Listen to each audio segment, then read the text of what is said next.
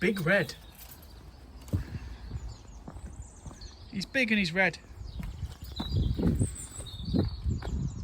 So we bought Big Red for about £4,000 and a bit in the summer. We'd gone camping a lot, and the Ford Focus just wasn't cutting it for everything we were trying to carry around. So we bought Big Red. Actually, we had to borrow my dad's T5 a lot because the clutch was slipping on the Focus, and we decided that it would be better, after owning a van for a few weeks and doing a few holidays, that we should get ourselves one. So we looked at lots and lots of vans. I started off thinking, why don't I spend £2,000 and get something that needs work and do the work? But it soon turned out that you couldn't get anything that didn't need thousands and thousands spending just to get it MOTable. So Big Red has 142,000 miles now. We've owned him since August. I've used him as a daily driver.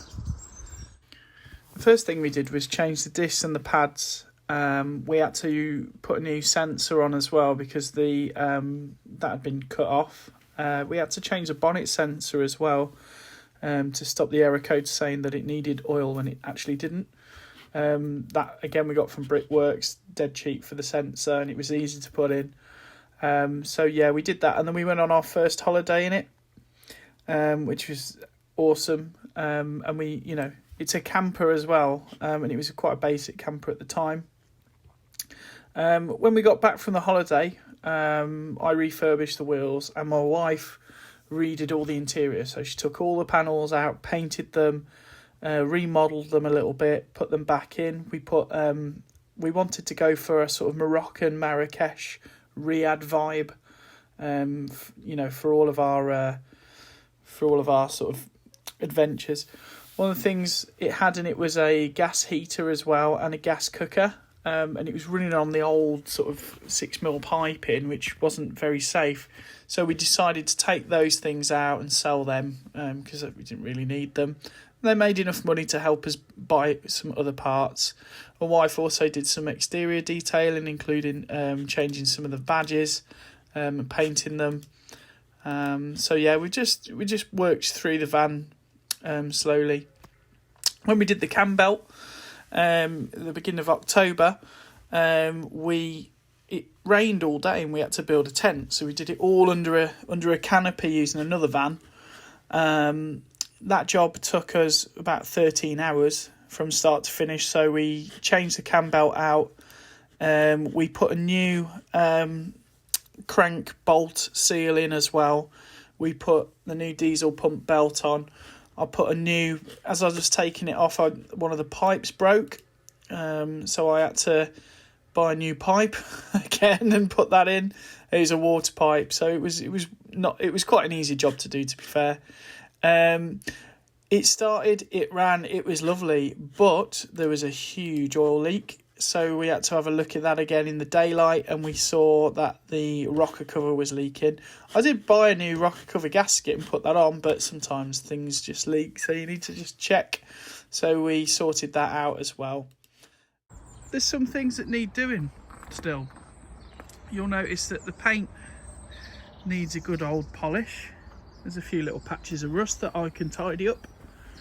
It's had a bonnet bra on for a long time. Some of the paint needs a bit of work on, but it's overall people wouldn't care about that. It looks all right. I've refurbished the wheels.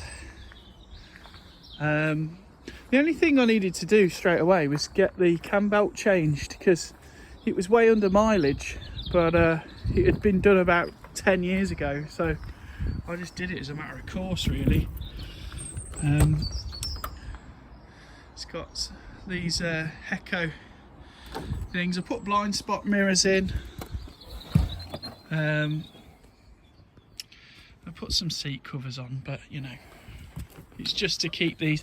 It had two captain seats, and it's got a captain seat here. I had a second one because there's 3 of us that roll around in it, I basically took the other one, had its swivel base, had the arms, sold it for a lot of money, bought a double seat for 30 quid with a seat belt on, and I bought a swivel base for about £200, and the swivel base was a game changer. So when we pull up for van stops and things, you can just turn that seat around. Inside's really good. It had 139 when I bought it, by the way. I've done a short shift mod on the gear as well. It's really easy. That was about half an hour job. Just changed it. I bought a linkage from Dubworks actually, because you can just drill a hole, but getting the drill, by the time I got the drill bit and the right drill sorted out, I might as well have just ordered one. So I got that from Brickworks. I love how solid this thing is. It's very good in terms of rust. It's in great condition. There's one little bit of rust there that needs some work on, but I can fix that no problem. Just needs sanding back a little bit. Ideally in the future I'll probably get a new wing. They bolt on these. I'm just waiting for a red one to show up. Save painting, but I'm not afraid of painting it if I need to. So inside it had a very old school sort of setup. It's got a memory foam rock and roll bed. Everything's been bolted to the chassis. It's fully insulated. It's got this sort of space foamy, this space kind of aluminium-y stuff, and then behind that, and then there's like loads of wool, loads of sheep's wool. You can, in the service history, which is about 2 inches thick, by the way, there's loads of stuff on how that was done and bolted to the chassis. But essentially pulls out. I've put electrics in here. Basically I've got like a big extension lead for electric hookup. We mainly only use electric hookup. And you can plug it in the bottom. That was a really easy job to do, but basically if you pull that out you can plug it in. Very cheap job to do as well. We made a table, so pull that off, you clip it onto the rail, jobs are good, and you've got a table.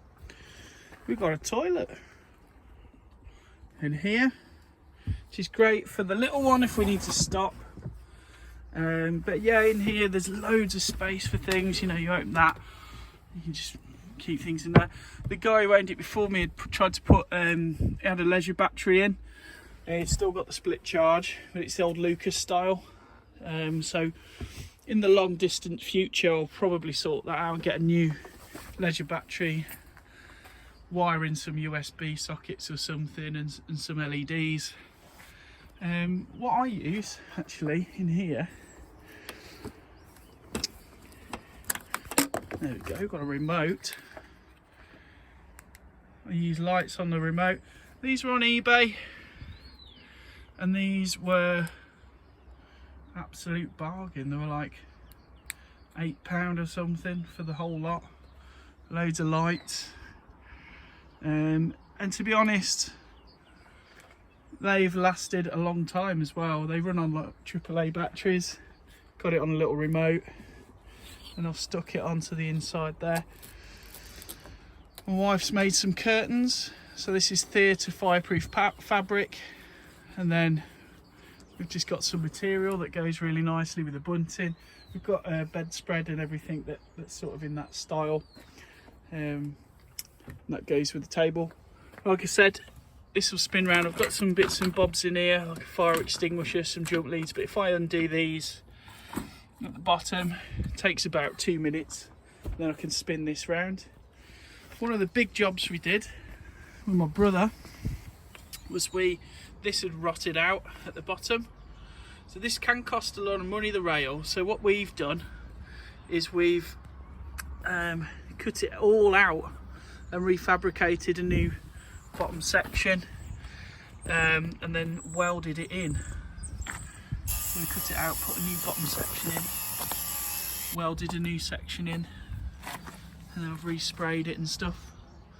That's made a big difference. The central locking in this door didn't work actually for a long time. Then when I reset all of that, when I reset the sliding door, all of a sudden it now works. So that's Big Red. So the big jobs really have been the cam belt, the the diesel pump belt, which was on the cam belt. Now a lot of people tend to say on forums and things that you need to retime it using a computer with a garage or something. When you do that, now when we did it, we just made sure that it matched up the markings when we took it off. So we made sure that it matched as we put it back together, and it worked fine. We've not had any problems with it. So it might be a situation where some people don't do that, they put it back together, maybe garages do it and then they can just time it up electronically afterwards, and then by the time people try and do it themselves, it's on its third or fourth cam belt. It could be that situation. But for us it's second cam belt change ever, and it seemed to work fine. So that's Big Red.